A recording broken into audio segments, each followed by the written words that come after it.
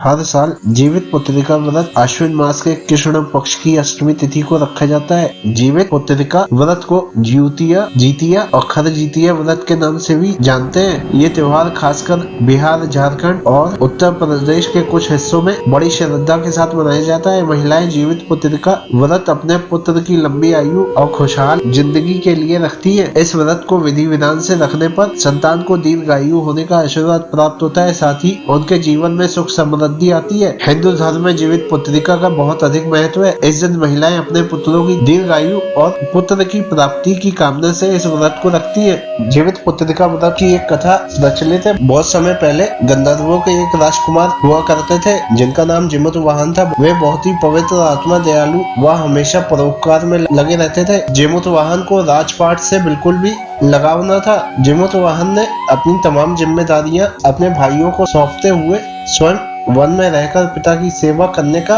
मन बनाया। तब एक दिन वन में भ्रमण करते हुए जिमुतवाहन काफी दूर निकल गए। उन्होंने देखा कि एक वृद्धा काफी विलाप कर रही है। जिमुतवाहन ने सारी बात पता लगाई तो पता चला कि वह नागवंशी स्त्री है और पक्षीराज गरुड़ को बलि देने के लिए आज उसके इकलौते पुत्र की बारी है। जिमुतवाहन ने उसे धीरज बनाया और कहा कि उसके पुत्र की जगह वह स्वयं पक्षीराज का भोजन बनेगा। अब जिस वस्त्र में उस स्त्री का बालक लिपटा था उसमें स्वयं जिमुतवाहन लिपट गए। जैसे ही समय हुआ, पक्षीराज गरुड़ जिमुतवाहन को ले उड़ा। जब उड़ते उड़ते काफी दूर आ चुके तो पक्षीराज को हैरानी हुई कि आज मेरा ये भोजन चीख चिल्ला क्यों नहीं रहा है और जरा भी मृत्यु का भय नहीं है। अपने ठिकाने पर पहुंचने के पश्चात गरुड़ ने देखा तो उसमें बच्चों के स्थान पर जिमुतवाहन था। जिमुतवाहन ने ये सारा किस्सा पक्षीराज गरुड़ को सुनाया। पक्षीराज गरुड़ ने उनकी बहादुरी और दूसरे की प्राण रक्षा के लिए स्वयं का बलिदान देने की हिम्मत से बहुत प्रभावित हुए। वह प्रसन्न होकर गरुड़ ने उनको जीवन दान दे दिया तथा नागों की बलि न लेने का वरदान भी दिया। इस प्रकार जिमुतवाहन के अदम्य साहस से नाग जाति की रक्षा हुई और तब से पुत्र की सुरक्षा हेतु जिमुतवाहन की पूजा की प्रथा शुरू हो गई। अश्विन मास के कृष्ण अष्टमी के प्रदोष काल में पुत्रवती महिलाएं जिमुतवाहन की पूजा करती है। कैलाश पर्वत पर भगवान शंकर माता पार्वती को कथा सुनाते हुए कहते हैं कि अश्विन मास के कृष्ण अष्टमी के दिन उपवास रखकर जो स्त्री सायं प्रदोष काल में जिमुतवाहन की पूजा करती है तथा कथा सुनने के बाद ब्राह्मणों को दक्षिणा देती है, वह पुत्रों का पूर्ण सुख प्राप्त करती है।